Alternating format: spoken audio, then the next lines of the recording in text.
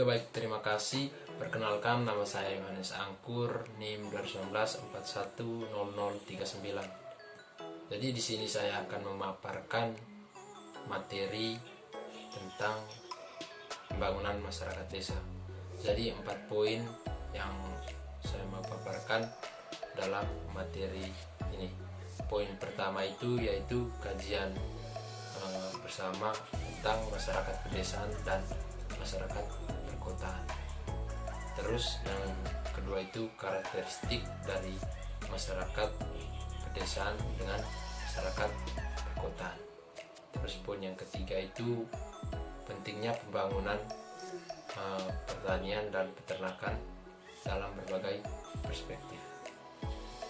Terus yang keempat itu modal usaha produksi kapitalistik dan problem-problem sosial atau masalah-masalah sosial. Oke baik, langsung saja kita bahas poin yang pertama, yaitu tentang kajian masyarakat pedesaan dan masyarakat perkotaan. Jadi kita bahas terlebih dahulu yaitu tentang masyarakat pedesaan, supaya kita ketahui bersama bahwa desa itu berasal dari bahasa Sanskerta yang berarti tanah kelahiran. Dalam arti sederhana juga bahwa definisi desa itu ada sebagai suatu kesatuan hukum dan tempat tinggal suatu masyarakat yang memiliki pemerintahan sendiri. Jadi di desa itu juga kita akan menemukan perkebunan, pertanian, peternakan, darat, ladang, hutan, serta tanah dan bebatuan. Jadi di pedesaan ini juga sistem atau segala sesuatu itu masih dilakukan secara tradisional, dan juga kebudayaan yang masih mengikat di daerah pedesaan ini, sehingga sumber daya manusia di masyarakat pedesaan ini juga sangat berkurang gitu. Jadi di pedesaan ini juga ada undang-undang yang membahas terkait tentang desa, yaitu Undang-Undang Nomor 6 Tahun 2014 tentang desa, menyebutkan bahwa desa adalah adat atau yang disebut dengan nama lain selanjutnya disebut desa, kesatuan masyarakat hukum yang memiliki batas wilayah yang berwenang untuk mengatur dan mengurus urusan pemerintahan, kepentingan masyarakat, tempat berdasarkan prakarsa masyarakat, hak asal usul dan atau tradisional yang diakui dan dihormati dalam sistem pemerintah negara kesatuan Republik Indonesia. Jadi sekarang dalam sistem pemerintahan negara kesatuan Republik Indonesia itu, sistem pemerintahan terendah itu berada di desa. Jadi langsung ke poin yang kedua, kita bahas mengenai masyarakat perkotaan. Jadi masyarakat perkotaan ini berbanding jauh dengan masyarakat pedesaan. Dan coba kita ketahui bersama bahwa kota secara singkat dapat dipahami sebagai wilayah yang mempunyai fungsi sosial kompleks, terdiri dari berbagai suku bangsa, memiliki tingkat diferensi dan spesialisasi yang sangat tinggi. Kota merupakan tempat terjadinya surplus ekonomi, pendudukan kaya raya karena dekat dengan adalah kekuasaan yang merupakan pusat perkumpulan para kekayaan rakyat. Jadi di kota ini sistem yang berada di desa itu sangat minim kita dapatkan di kota, seperti perkebunan, pertanian, dan sistem peternakan itu kita tidak akan menemukan di kota. Jadi kita bahas poin yang kedua, itu karakteristik masyarakat pedesaan dan masyarakat perkotaan. Jadi karakteristik dari masyarakat pedesaan itu yang pertama itu kependudukan masih kekerabatan yang besar. Jadi yang kedua itu mata pencarian yang hampir sama. Ketiga, masyarakat dengan dekat dengan alam. Karakteristik masyarakat perkotaan. Oke, jadi saya akan menjelaskan terkait karakteristik masyarakat pedesaan ini tadi. Yang pertama itu penduduknya masih memiliki hubungan kerabatan yang kental itu karena di desa ini sistem sosialnya itu masih sangat tinggi begitu. Berbeda jauh dengan kehidupan yang berada di kota. Jadi kehidupan di desa ini antara tetangga yang satu dengan tetangga yang lain itu masih saling mengunjungi, dan itu memang sudah menjadi adat istiadat mereka gitu. Dan poin kedua tadi mata pencarian yang hampir sama, karena memang di masyarakat pedesaan ini tidak akan membuat suatu pekerjaan, karena memang pekerjaan yang sudah ada di desa itu hanya pertanian, perkebunan, nelayan ataupun itu peternakan. Makanya mata pencarian yang mereka lakukan itu hampir sama semuanya. Berbeda dengan kehidupan yang di kota yang banyak tempat yang menyediakan tempat pekerjaan. Dan poin ketiga itu masyarakat dekat dengan alam. Masyarakat dekat dengan alam ini kayak alam itu bagian dari hidup mereka juga, bagian dari hidup mereka. Bahkan alam itu mereka anggap sebagai Tuhan juga.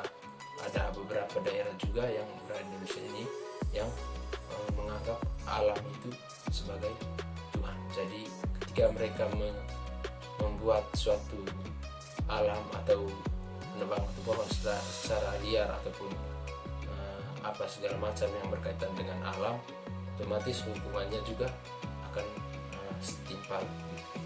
Jadi kita langsung bahas mengenai karakteristik masyarakat perkotaan. Poin pertama itu cepat dan tanggap dalam menghadapi globalisasi. Cepat dan tanggap dalam menghadapi globalisasi ini memang sudah cukup jelas, karena kehidupan di kota itu tidak mengalami kendala untuk informasi. Jadi segala sesuatu tentang informasi apapun itu cepat didapat, karena memang kehidupan di kota itu teknologi sudah semakin canggih. Berbeda jauh dengan kehidupan di pedesaan yang masih memiliki sistem tradisional dan belum tersentuh oleh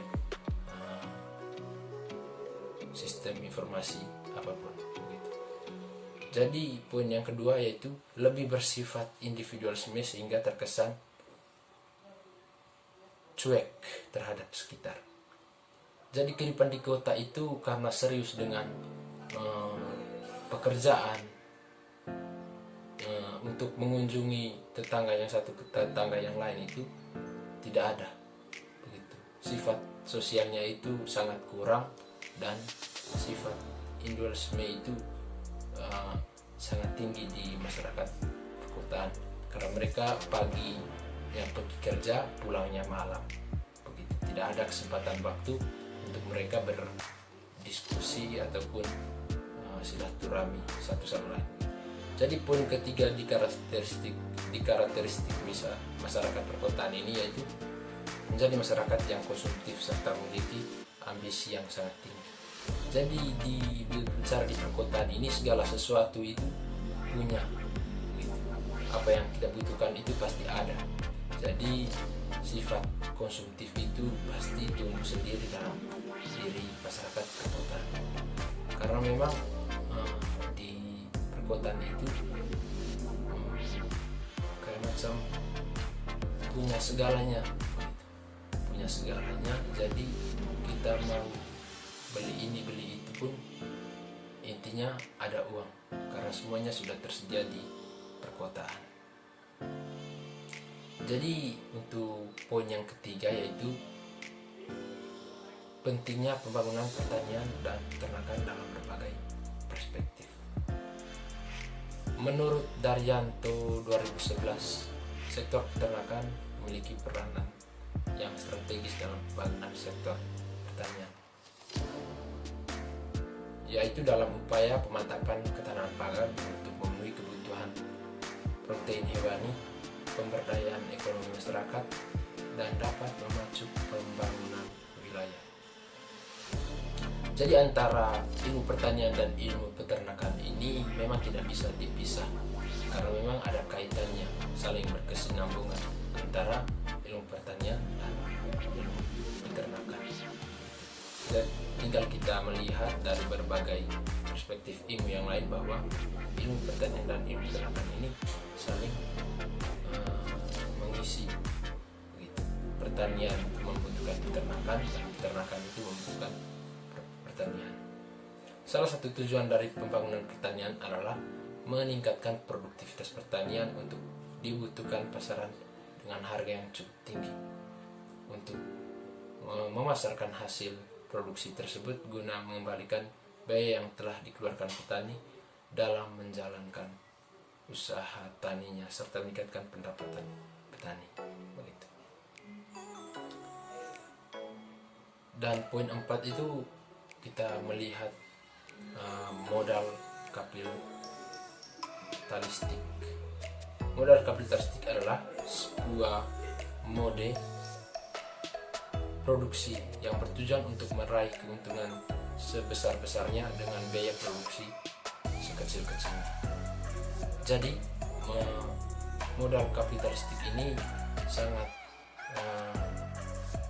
baik sekali karena dia hanya membutuhkan biaya yang kecil, tapi bagaimanapun strategi, bagaimanapun cara yang dilakukan itu sehingga membutuhkan keuntungan yang besar gitu.